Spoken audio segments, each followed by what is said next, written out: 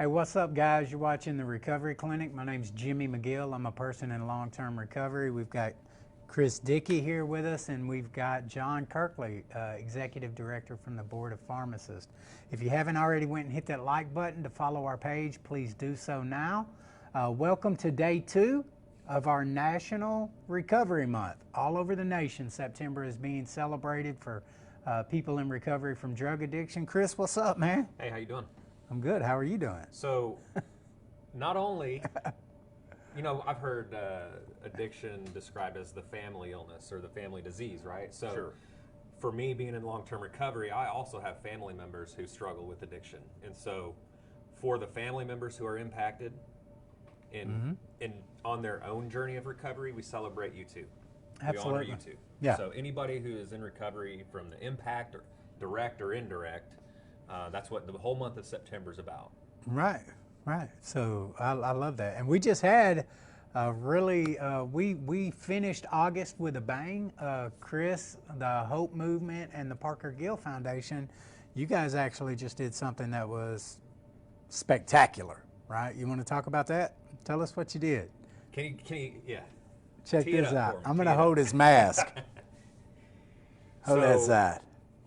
The Parker Gill Foundation, the Hope Coalition Movement, and Natural State Recovery Centers all teamed together to create an event that really focused on healing Yeah. and being together. Memorial. And really bridging the gap of stigma. Yeah, for sure. So we lit up, we got with the city and we lit up all 3 bridges in Little Rock, purple. Purple. Y'all lit up some purple. And it was a beautiful night. We were talking, Dr. Kirtley and I, before the show about the morning. It was like dark. Yeah, it looked rough. You know, at 10 a.m., 11 a.m., it was like nighttime. And so I was getting a lot of messages of concern on, are we still doing it? And I said, yeah, I think we're going to see some purple. some sunlight, and we're going to see some purple at night. Yeah. And then I got some messages later on with pictures of some rainbows, and people were just getting in really that frame of mind to go down there and show up for Yeah. the people we've lost, show up for the people that are grieving, Yeah. and show up for the people that are trying to find recovery. Yeah. Yeah. It's So- amazing. What was really cool is Simmons Bank. We're sitting out there waiting for the bridge lights to come on, and Simmons Bank lit up Purple. and that was a surprise. Like, we didn't ask them. So Yeah. already the event is doing what we wanted it to do, which Right. is create awareness. Yeah, And so and- there was a ton of people. The RAD band was down there passing out resources. Yeah. What does RAD stand for? I'm putting you on the Rise spot. up against alcohol and drugs. Rise up against alcohol and drugs. And they were out there passing out resources. There were some other folks passing out resources, but we are, now that we've had that event out there, come next year Yeah. and see. Now we have some other ideas coming up. So Yeah. Well, and I even mentioned earlier, you know, one thing for people who aren't necessarily in recovery or haven't figured that out when they do have family or friends that are struggling, you know, a lot of us see that pop up on our Facebook friends. And I even remarked to Chris earlier, I said, I was surprised some of the people that I saw posting that they were there and who they were there in support of. And Yeah. I think that it's becoming a lot more humanized, a lot more acceptable to actually post that. And I hope we see a lot of purple in yeah, September. I saw it from government agencies. One of the really cool things was the governor did his yearly proclamation.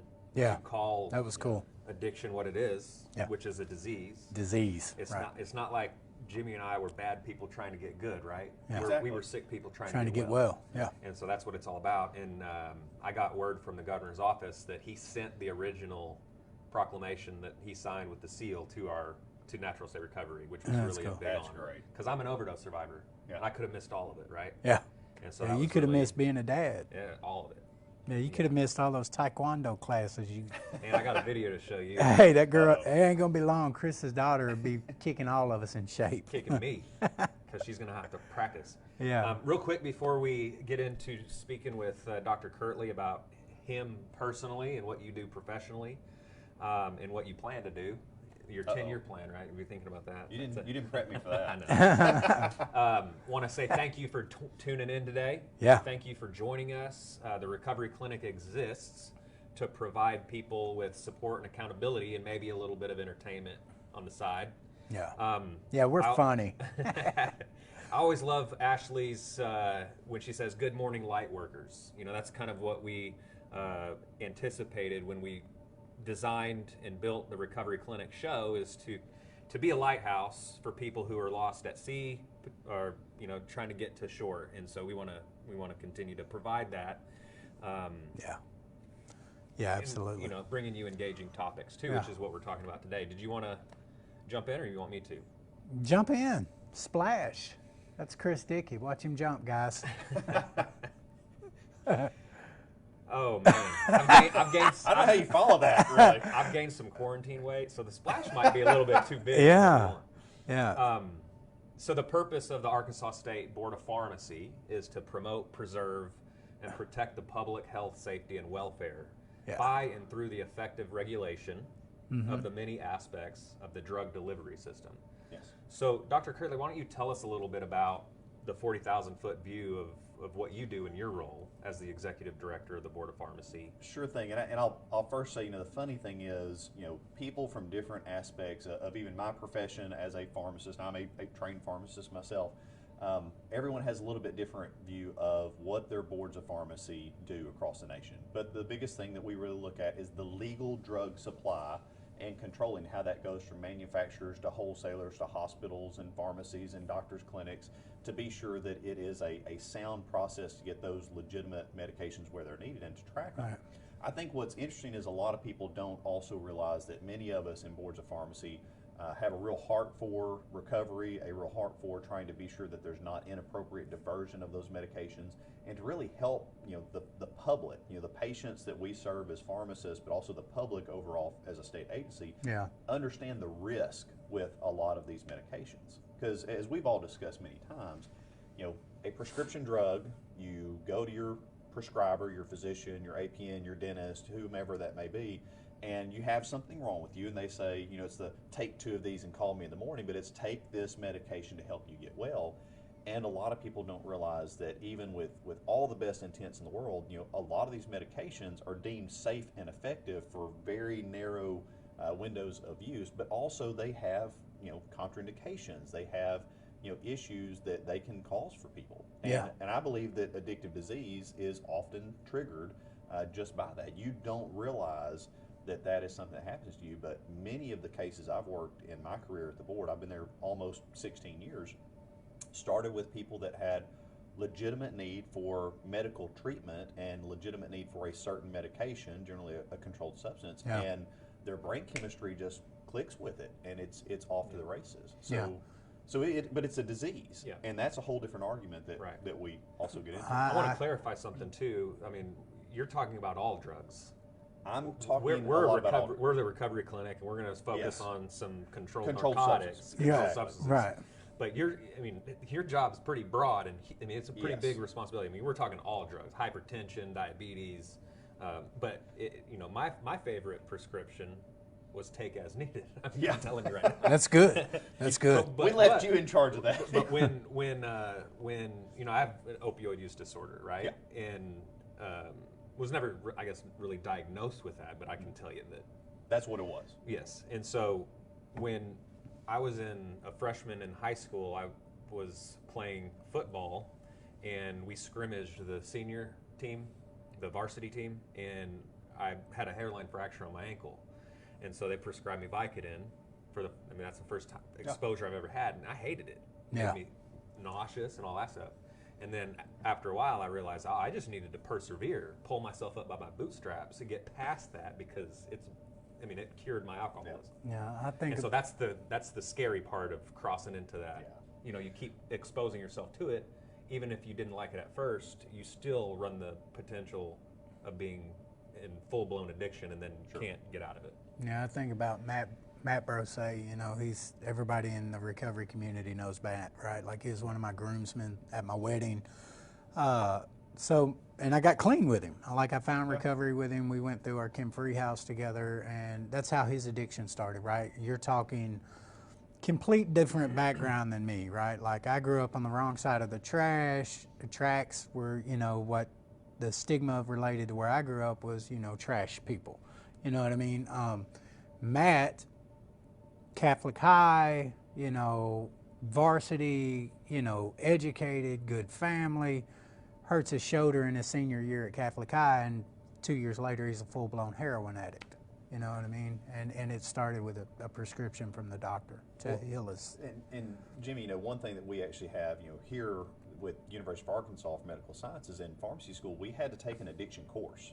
Yeah. And it's an entire semester course where you hear Yeah. about that, and you hear from, you know, some people in recovery Right. as part of that. And you know, for me individually, I'm very open about the fact that I have a lot of friends in recovery. Yeah, know, you some do. of- some of my I can favorite- testify to that. Well, some of my favorite things are, you know what? Coinage. It's birthday night. Yeah, You know, and I'm coinage. like, let's go. That's a fun. Like, I get excited. I get chills Yeah. about going to stuff for that.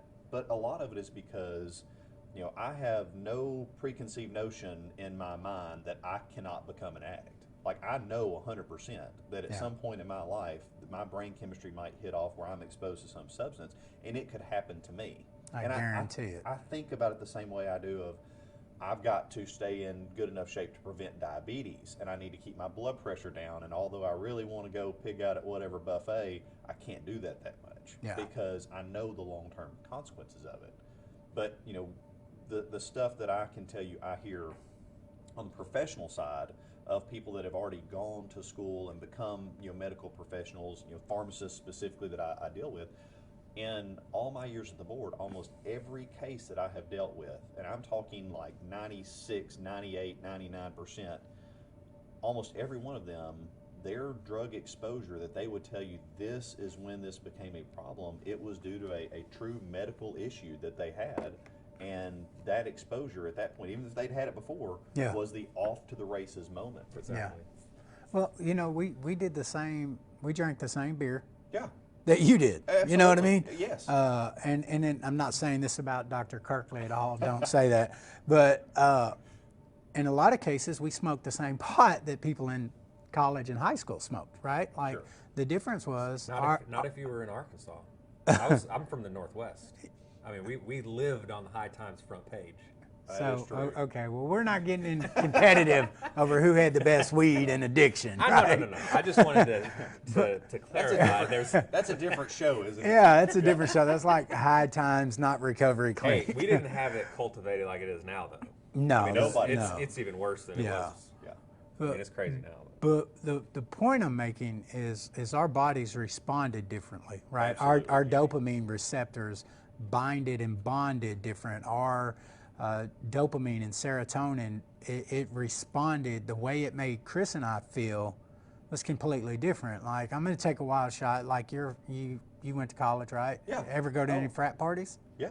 Okay, so in the morning after everybody was waking up at 6:30 and 7, sobering up to go to class, Chris and I were digging through the ashtrays looking for marijuana roaches and dumping the bottle upside down looking for just one more drink. Like, we were those two guys. Well, and I think it's brain chemistry, but I think a lot of it's also timing. Because, you know, to Chris's thing, you know, just because you've been exposed to it before doesn't mean that it's always going to be fine. That's right. And a lot of what I see personally from friends that I have in recovery is, you know, they may have been exposed to those chemicals before, but because of oftentimes the mental stressors that are in their lives, the That's loss good. of a loved one, the anxiety going on with something else, those, you know, a lot of the medication that is really designed for either physical pain or mental stress, it puts a calm over them that is something they will chase from then on. So it's not always, to me, and you guys are better experts than I am, it's not always getting high, it's what you're escaping, not what you're chasing. Yeah. Yeah.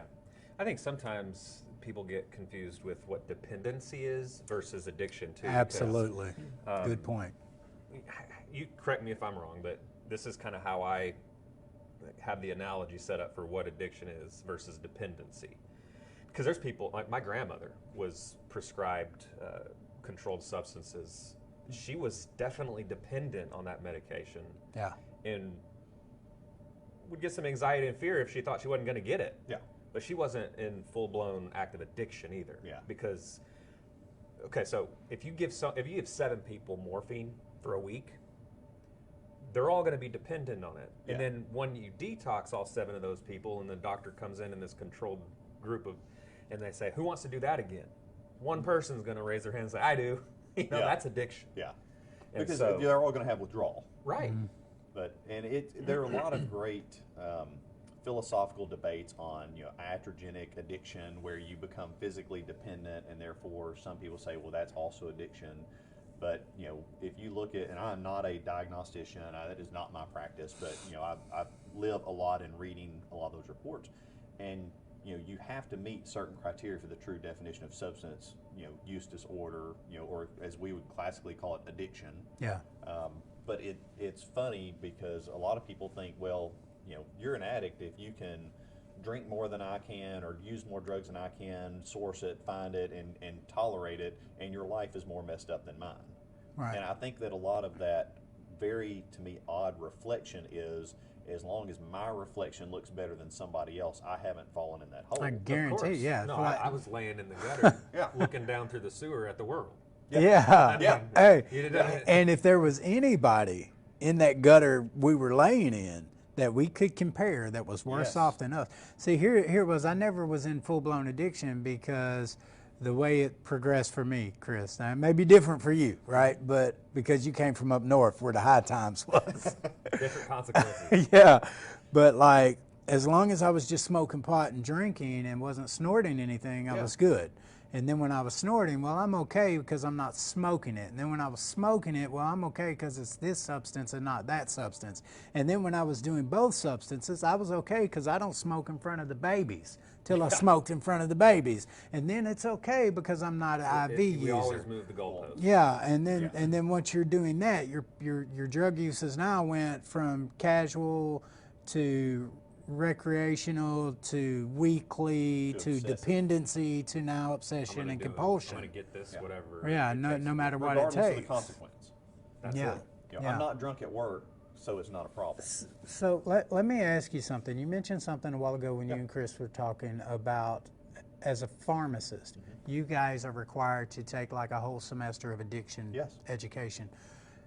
Is it not a good idea for any medical worker to do that too, don't you think? I think 100%. So UAMS College of Pharmacy, even when I went through, which has been 20 years, it's the only college of pharmacy in the nation that actually had that as a required course. Which is So probably the reason the pharmacists have a better understanding than most people in this field. I think in Arkansas we are unusually gifted in many ways that we had that exposure, and it's not the class that a lot of people like, because during the class you have to pick something to give up. Yeah. And so you look at a lot of people around you, their classmates, hey, I know so and so sneaks out and smokes a cigarette between classes, and they try to give up smoking for a month.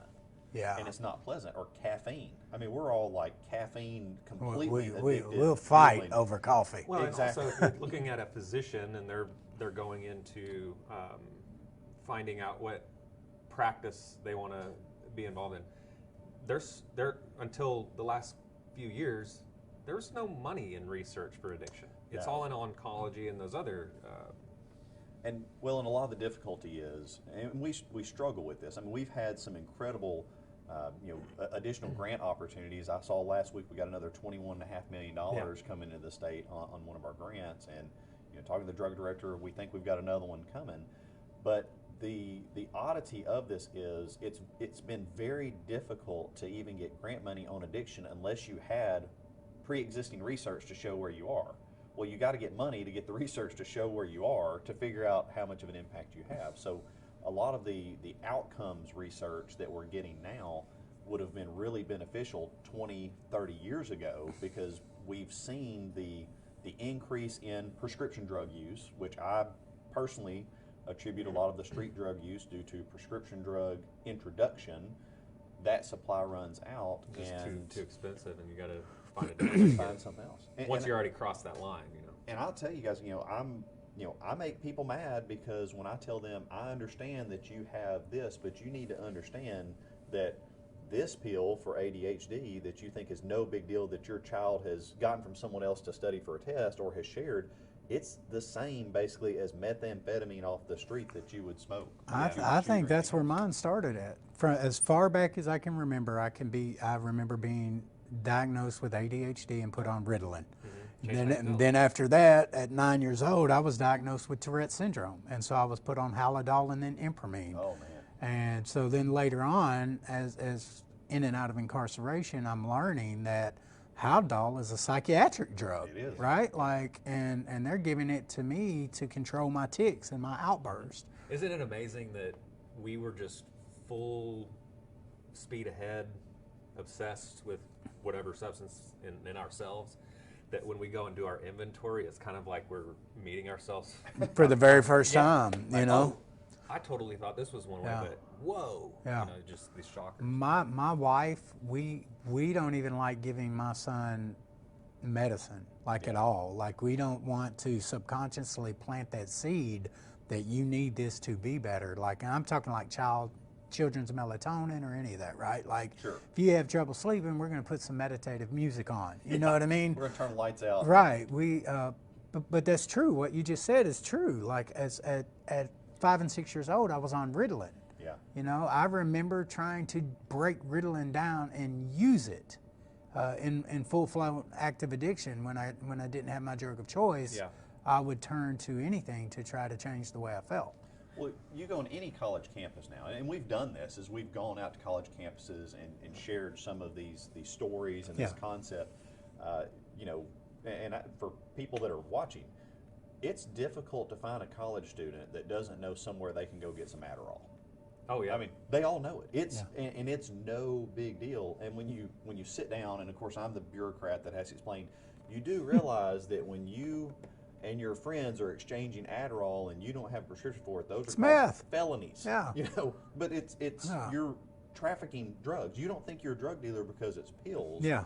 But the legal way to do that is much different. And you know, I know I'm weird on a lot of fronts because, you know, when you go out to eat with people or you say something and they're like, hey, do you want a beer? And I'm like, I don't drink. They're like, you don't drink. Was that a problem? I was like, well, no, it wasn't necessarily a problem for me, but it's just, you have to try it's to something that it's almost harder for me to explain, you know, my reasons for not doing that Yeah. than if I said, if I'm an addict, they go, oh, okay.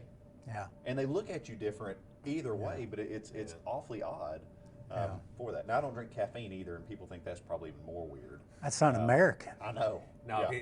he's got his energy resupply. Believe me, CrossFit. Oh, yeah. He's a monster If he had drinker. caffeine, he would Red not Bull. eat, yeah. What do we drink? Oh my gosh. He didn't drink anything. You I got don't just drink caffeine. chocolate milk. Water, mostly. Okay, he's a plant. He's a plant. We water him. No, I've got some drinks that I drink. You know, Gatorade a lot. Of Yeah. course. We've got some O2 drinks that they introduced us to the gym. They're really good electrolyte drinks, and Yeah. you know, it's fascinating because I felt a lot better when I quit drinking caffeine because I used to drink so much of it that I think I probably had a heart palpitation and everything else. Yeah. Yeah, that's Well, awesome.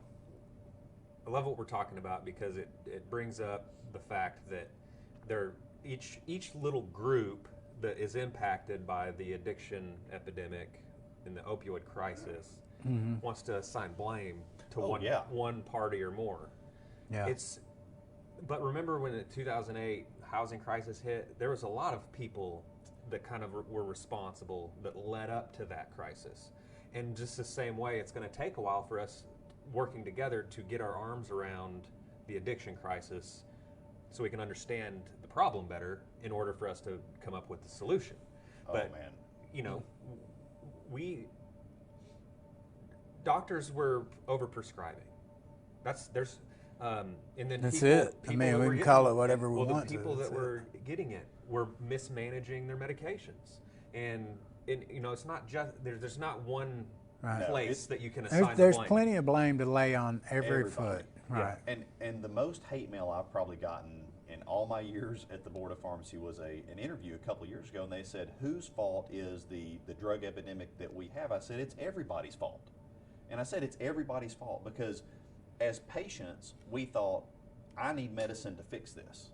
And then, we had everybody saying, and you've got to treat pain better. You've got to give more medicine. And the pharmacies were told that they should be distributing it and everything. Yeah. And we've hit this complete boomerang or rebound effect from that where everybody goes, well, there's a problem, their fault.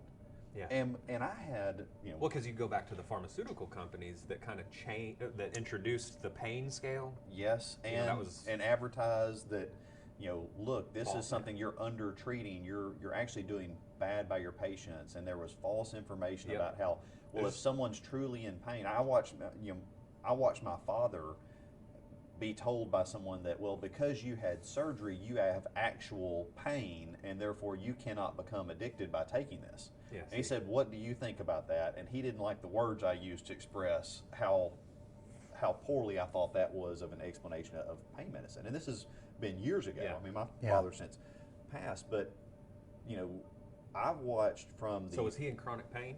No, Was- no, would he have had been surgery. Okay. But at that point, but as a pharmacist, when we have to put labels on your medications, it's like, do not operate heavy machinery.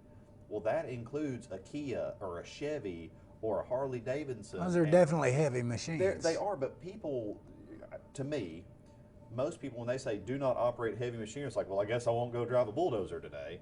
That's not what it's talking about, because Yeah. we're putting them in, 4,000, 6,000 pound cars rocketing down the Yeah. interstate, and you're going, there's a federal warning basically Yeah. on this that it may impair you. Yeah. And people don't think about that. So I mean, I've made people over the years, some of them have been very open to say, do you really, like, that's really a problem for me to drive a car and do that? And I'm like, yes. Yeah. Yeah. And some of them just almost take offense to it. It's like, I didn't want to know that. I wanted to know how much I could drink and take this. Right. It's you're telling me about warnings. I want to know about fun. Yeah. How much fun am I going to miss?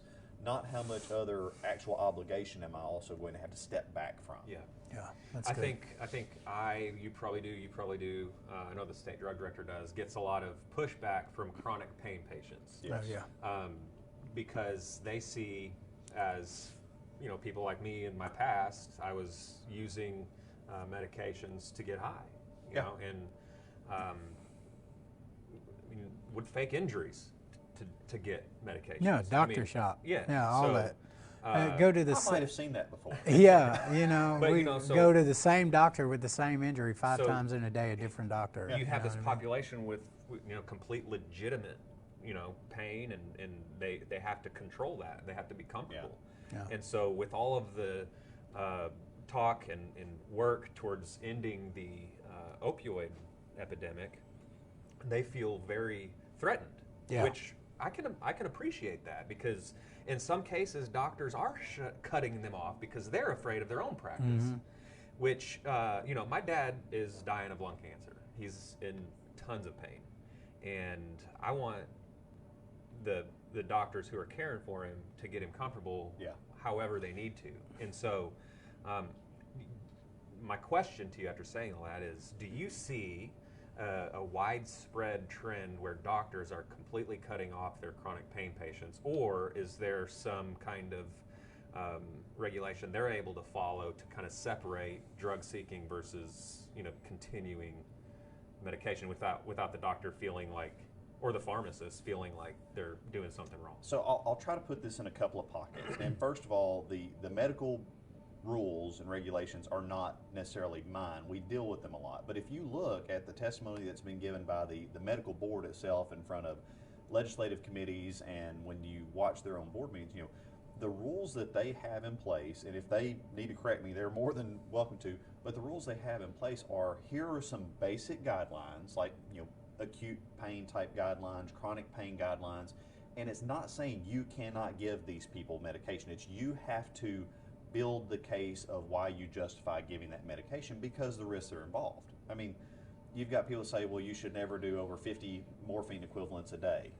Well, that's, for some people, just not enough medication. Because of tolerance, you think? Because of Or tolerance different- is a big thing, but people are also just different. what they're dealing with. Some Yeah. people metabolize it a lot faster than others, and we have entire populations of people that were ramped up on a certain amount of medication and have been there for years. So there are some prescribers, just like there are some pharmacists, that they just say, forget it, I'm out. There's too much stress over this. I'm not dealing with this. I have, for the pharmacy side, I only have the ability to get X amount of medication, especially on controlled substances. So these are the patients I can continue to take care of. Now, the other thing that gets interesting in that is you will also hear them say that some of these prescribers, and I know a couple, I'm not going to name them, but personally, that they said, we had these people at these astronomical doses of these pain meds, and a couple of prescribers I know, they say we're backing them off of that, and what we find is their pain control is really about the same, but it's helping to clear some of the other fog of their thinking, their mind, their clarity, and they're actually getting some of their quality of life back. That's But good. I think that we are making major efforts. Our different membership organizations are doing that throughout the health professions. I think our licensure boards are doing that. That we're trying to better educate that there's not just one option. Because we were all told as health professionals for a long time, there's no maximum dose of an opioid to treat pain. You give whatever it takes. And I think most of us now would go, that's kind of a bad idea because there's a whole lot of other stuff before I throw morphine at this, before I throw So oxycodone. yeah, you're at talking it. about alternative Absolutely. treatments, which we don't really hear about those, do we? Not a lot. Yeah. I mean, Because of what we're just kind of groomed in that routine. Yeah, Let that's me- a good point. Let me read something to you guys that Sherry Stevens, who is a top fan of the Recovery Clinic. Thank you, Sherry. Thank you, Sherry. Oh, and if you're watching, guys, and you haven't went and hit the like button yet, please go like and follow our page and share our videos. Sherry says, and I really want your opinion on this. She said, I live with chronic pain every day, and I just have to turn it over to God because I cannot put any chemical in my body ever. Yeah, I think a lot of people in her boat would. Well, she understands her nature and herself.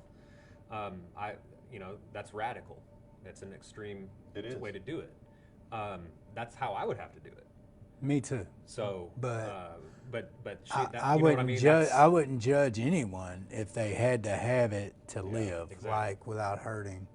I'm just getting to an age now to where my back started hurting Everything's after. catching up, Yeah. Jimmy.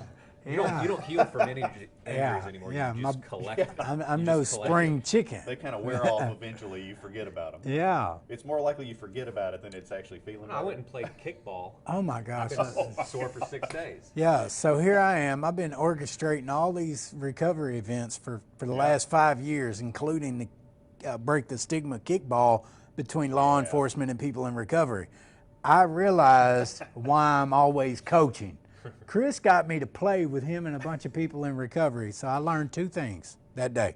Okay, first thing I want to say is I burned like 700 calories, for It was real. last Friday, so it was really, really humid. Yeah. It was the day It was a before the rough heat day. index. So I It was learned- over 115. It was burning. Immediately I learned I suck at kickball. So I tried to catch it, the ball just, I'm like, it's my fault, it hit my hands. You know? Now, having played kickball last year, that is a deceivingly odd thing because that looks a lot easier than it is when that ball is spinning or flying. Oh yeah, and then just I'm the trying amount to of running kick that you it, do. like, so there's a lot of hand-eye coordination. I'm trying to kick this bouncy ball, and I don't want to suck, and I had to own it. I'm like, man, I'm the worst player on the team. But, and the other thing, Morbid reflection. There you go. the other thing is I hurt. Yeah. For 2 days, Yeah, I was yeah. limping, and I was like, "Wow, that really was some exercise." Chris is a beast. Every ball, don't kick the ball towards him. Skinny Minnie's gonna go get it. Like, I'm like, and I'm really hating. I'm like, every time he catches it, I'm like, Well, mother. and we're on the same team, and he's hating. So, who got the W? We did. We won. There you go. It We was- did, it by wasn't 1 looking- point. I know it wasn't looking good for a minute, but we came Yeah. back. We Do had- y'all do that a lot? Cause I liked it. I want to do more of it. I think that they're gonna try to every You week. guys mind if I show up? No, Friday. No? Friday. Every Friday? Every Friday. Are you offering to coach All or Sop play? Park. All Sop Park. Yeah, I'm gonna play. Good. I'm gonna play. I needed the exercise, but I'm gonna bring me a case of Gatorades or something. Yeah. That's hot, you know. Some shade and a fan. Yeah, that was So- good. Getting back in, I want to address something that's important. You know, when you have licensed professionals, there's, in case of potential issues with substance use disorder or any kind of issues to see if there's substance use disorder, there are, foundations, boards that these professionals can go in front of to get help. Yeah. And that's important. Will you talk to us about the So- way in which how it works for someone that's a pharmacist or a Absolutely. student that can get help? So in the realm of pharmacy, many states, including ours, have pharmacy support groups. Ours is actually the Arkansas Pharmacy Support Group, and I'll be the first person to tell you two things. First of all, if you hear someone say there's a profession that doesn't have anybody with the disease of addiction, they're lying to you, because it's every part of the population. It doesn't care how much money you have, how smart you have, what you look like, or anything else. And that makes some people mad when I say that. It's true. So in my profession, we do have the Arkansas Pharmacy Support Group, and I tell people a lot of times the worst and best parts of my job that get to a lot of my counterparts around the country is, I see people when they hit rock bottom, something has happened, and this, the disease of addiction has basically created a situation where I'm there and I'm taking their license. And so I'm going to lose my house, I'm going to lose my family, I'm not going to be able to see my kids, and we're going to send you, try to get you to go to rehab. And it's interesting because we see a lot of hate and vitriol towards, well, you let so-and-so go back to practice.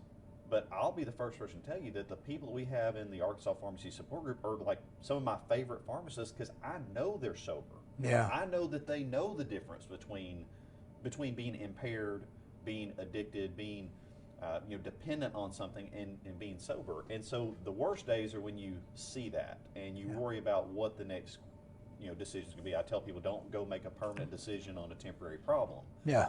Because good. you see some people that will attempt suicide, or I've seen successful people. I don't call it success, but they succeeded in their suicide attempt. Yeah, because there's a lot tied up into. Yeah. I mean, it's their identity. work, their identity, and So the best days for me are when we have meetings and we see people that have been introduced to recovery. They have oftentimes they've been to rehab, they've practiced sobriety, they're repairing relationships, and you get to see this completely different person that has evolved. And that's what I love about going to birthday nights. You see people that are generally much more open and honest about the junk in their lives. They're not obsessed about Facebook looking perfect. And just the passion that they have for life is just amazing to me. It fuels me. That's what keeps me going in a lot of ways.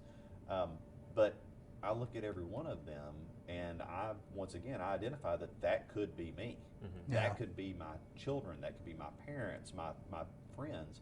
And I think it surprises a lot of people that you can have the disease of addiction and still be successful in those careers. Now we monitor them for years, and we make sure that they're working their program, and we have sobriety checks. But it is unfortunate that we still see a lot of that hate and vitriol towards people because they suffer from this disease. I say, well, you're a pharmacist. Do you tell the person that you can tell is morbidly obese that they're not going to be able to get their diabetes meds because you don't think they're eating right? No, you keep doling it out to them. I said, so the odd part to me is you are now mad at people that are no longer taking drugs and are getting healthier in other ways.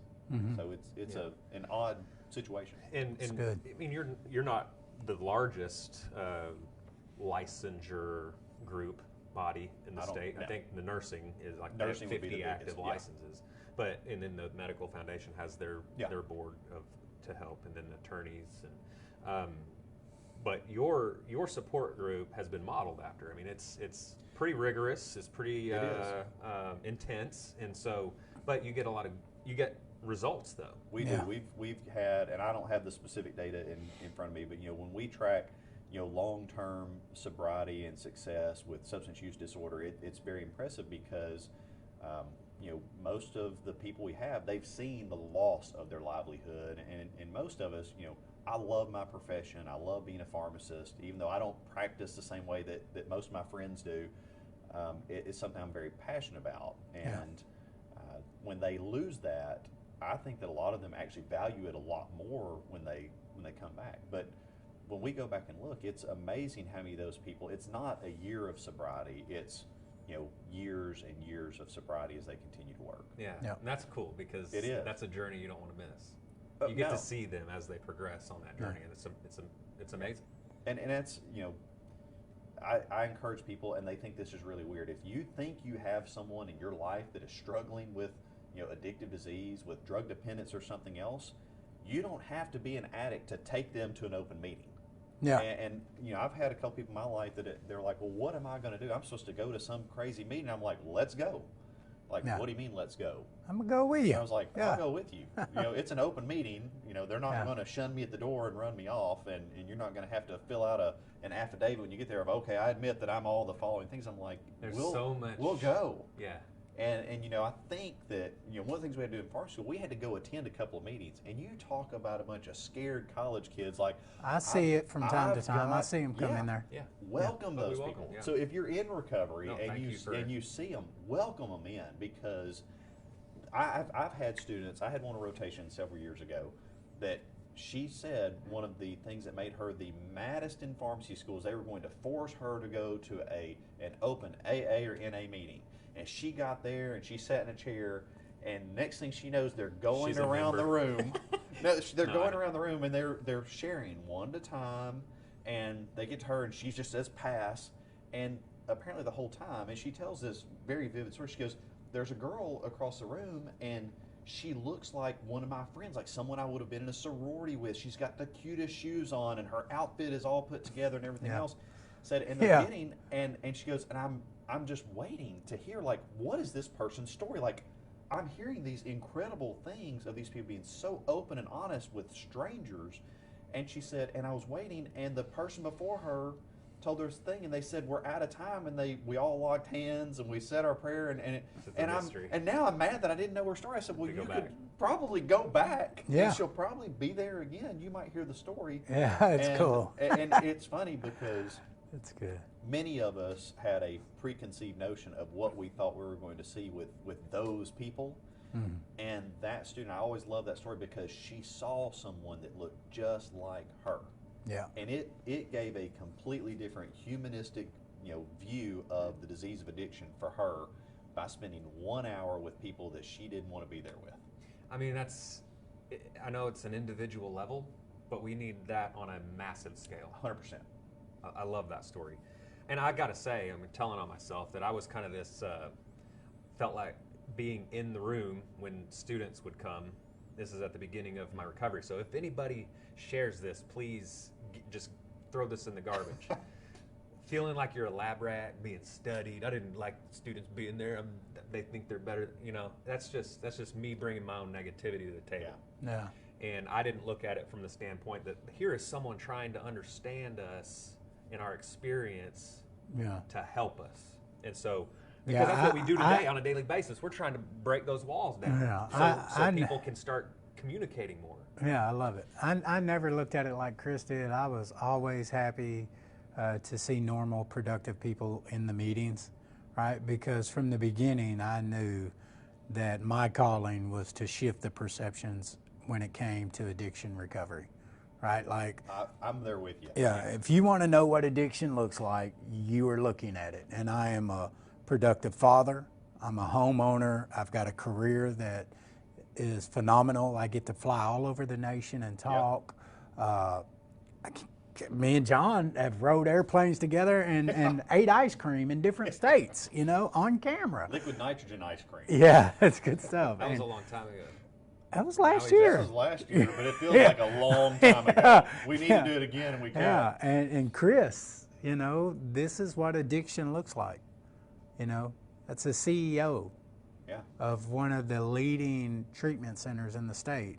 We're flying out next week because we can, because we can take a vacation. And this is what addiction looks like. And it's also what the gift of life through recovery looks like. So, Dr. John Kirtley is the executive director for the State Pharmacy Board here in Arkansas. Before he leaves, don't miss a chance to ask a question. We're monitoring the chat box. If you have any questions, please throw them in there right now. We're going to continue speaking. Jimmy, if you see a question come in, please let us know for Dr. Kirtley. Got it. I'm watching. So how many pharmacists would you say there are in Arkansas? Well, if you talk about total population of pharmacists, I haven't pulled it in a while, but it's roughly 4,000. Okay. It's a lot. It's a bunch, and we've got another. I want to say the total number of licenses is something like 5,600, 5,800 last time I looked. So, but a lot of them are living in other states or have a license so they can ship into the state, things like that. But our office, we track about 19,000 permits because we also have pharmacy technicians that are support staff in pharmacies, and we also permit businesses. So we're a weird agency because, you know, when you go in a pharmacy, basically all the people that are handling medication behind that counter are permitted with the board. They've had criminal background checks. They've, you know, had to go through that whole process. But the businesses are also licensed, so you know you're getting your medication from a legitimate business. Great. Do you? What do you see in the future? What do you? I know that you're tasked with. You know, it's hard to move the needle on an organization of your size. But what's in the future? What's Well, you know, I think, you know, I've been very blessed with my career in the Board of Pharmacy, and I absolutely love what I do, but I've been very fortunate to have a board. You know, I have 8 board members that I actually, you know, answer to, 6 pharmacists, 2 public members, and, you know, I love the fact that they are focused on education. And they're focused on education that is, you know, about, you know, here's what we need to know for the legal aspects of our profession, but also everything I've ever, you know, been involved with, talking about recovery, talking about drug abuse, you know, they eat it up too. They live on that, they thrive on that, and they're, you know, they've never said, don't go spend time, don't go waste time on that. Yeah. They're like, that is time well spent. So they have allowed me to, you know, they have invested in and have allowed our office and me specifically to invest in, you know, these partnerships, like the 3 of us, you know, the things we do with the drug director, with the Criminal Justice Institute, and helping to teach.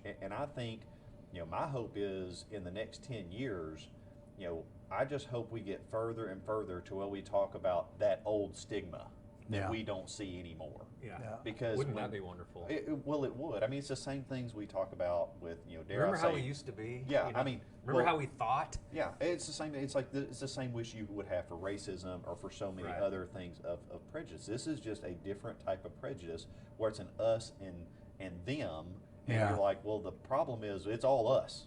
Yeah. I mean, we're all us in this. So I think that every opportunity that we get to bridge these gaps, because the people who I think oftentimes are the most adamant against, you know, that being another issue, are the ones that really need to mirror the worst, because they probably are struggling with something or have seen something that they haven't been able to process the way most of my friends in recovery have had to process. Yeah. That's good. Any questions? No, not yet. Well, do you have anything you want to say to the viewers? No, I mean, I really appreciate you guys tuning in today. You know, this is an issue that, you know, for anybody that saw my post that this is the reason you've tuned in today, I hope that you will continue to tune in the future, because this is a fun opportunity for me. I appreciate you guys inviting me, and it's always something I always get a kick out of watching these, because I always pick up a little nugget of wisdom and enjoy seeing my friends do well. Those nuggets come from Jimmy, not Chris. No, I'm His teasing. are boneless wings. Yeah. But wait. One fun note to end on. You're involved in some scout activity, correct? Yes. Will you talk to us a little bit about that? One of your hobbies with you your know, children? I'm one of the things that I think is unusual for a lot of people because of how much it happens is, you know, I am an Eagle Scout. I grew up in scouting. I started late, but was successful in that. And, you know, I always thought that was a really good program to teach, you know, some people call it authentic manhood, or, you know, life skills, things like that. And, you know, my son, Jack, is also, he's a life scout now. He's 13, and I help out with our troop. And, you know, I missed last night because I was helping a couple of scouts with, you know, merit badges that they're working on towards Eagle. But, you know, it in many ways has negative connotations about scouting for a lot of people, but a lot of positive things that I've seen that are good, not just mantras that you start learning to say.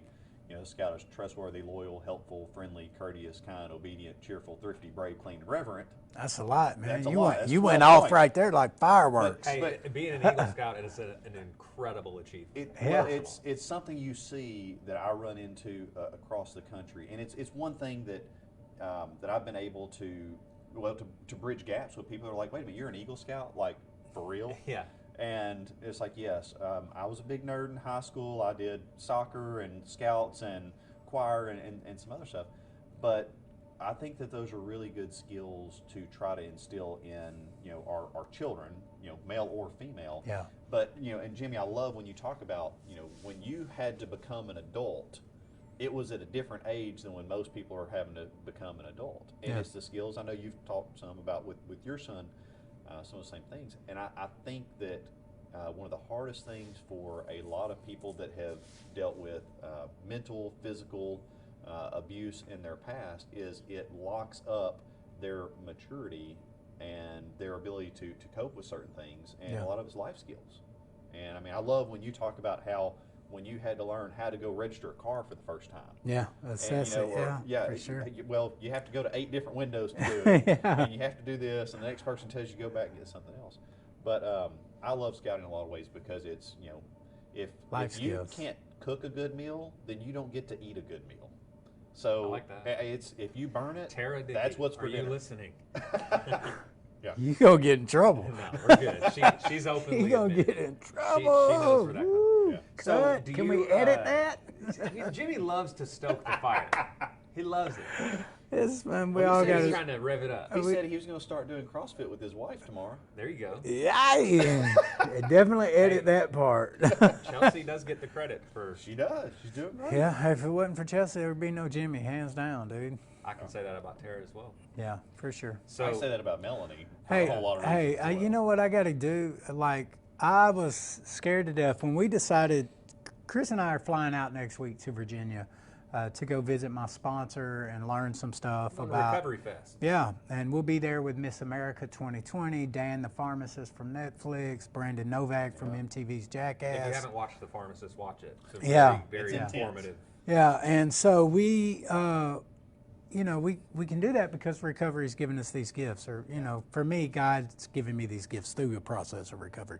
But Chris calls Tara, and he's like, I've already got permission from Chelsea. I'm rocking, and he's like, hang on, I got to get permission. I got to call my wife. Hang on, and I'm like, man, she's fixing to. Shut it down. It's over. You know what I mean? And so, I watch, and Chris is like, hey, babe, are you cool if I fly out to Virginia with Jimmy next week? We're going to go do this recovery thing, and we're going to learn some stuff from the McShin Foundation. And she's like, I can hear her through the phone. She's like, yeah, sure, babe, it's cool. And I'm like, I want that. that's how my relationship, my marriage is going to get to. And, they got a little bit more experience than we do, but it was cool. Yeah. You know what I mean? He just told her, it was neat. I was She just needs a terrified. break. Yeah. She said, can you stay extra day? Yeah, that's cool. Yeah, how long? We don't ever, I didn't even think of it that way. Yeah. No, she- it's That's cool. Well, we want to thank you for coming on Absolutely. and Yeah. sharing the important information and Fist the bump. stuff that you're doing. Tune in next week. We've got another one. Awesome, yeah. Tanisha. Tanisha Yes, Barnes. next yeah. week. Okay, yeah, absolutely. Tanisha is the State Director of Treatment, and so she will be in here talking about all of the, I said treatment, but she's prevention. So she's the director for the state of Arkansas's prevention, and so you'll learn all about the cool stuff prevention's doing with the high school, the RAD that you mentioned earlier. Oh, yeah, and Tanisha is wonderful. She's a We're gonna have beast some when fun. it comes to prevention. We're yeah, gonna have some fun. Yeah, too. she's amazing. A lot of important things. Right. Thank you so much again for tuning in. Please share this video if you felt it was informative and important to share. We always enjoy you tuning in and asking your questions so we That can camera. engage. Oh, I'm being told to. Look at you, this not camera. you. Yeah. Thank It's you, fine. thank you. Yeah. Jimmy, you have anything to say? Man, like and share our page. We love you guys. Thank you for giving us a voice. It's amazing that you guys even want to hear what a couple of people in recovery like Chris and I would have to say. But we do this so that COVID-19 has really kicked the recovery community right where it counts. And this is the purpose of the Recovery Clinic, a social media support resource. If you need help through treatment, if you need help with housing, if you need help with detox, send us a message. Somebody will get with you. This is what we're here for. Anyone. Yeah. I just got off the phone this morning with someone with the exact story. This is not a exaggerated story. Someone was doing well, had gotten out of treatment, was putting their life back together. COVID hit, knocked them off the rails, and now they're just in a spiral. And so that's there's a lot of those stories out there, and so we want to continue to help and bring you that important message that there is hope. As long as there's breath in our lungs, there's hope. So if you have anybody that needs help, please send them our way, and we can get them the help they need. Yeah, and in closing, are we live still? Yeah. Okay. And sorry, well, the screen changed on me. I'm like, ah! So in closing, if you guys also need Narcan training, and we you didn't would talk about that with Dr. Shirley. you would like some Narcan training, send us a message. We can get you plugged up, and you can become a trainer of trainer, and you can go around the state training and handing out free Narcan to people you train. And the same thing with peer recovery. If you would like to take your recovery and learn to be a peer specialist, send us an email. We'll get you connected with APAC, the Arkansas Peer Advisory Committee. And that's it. See you guys next Wednesday at 11.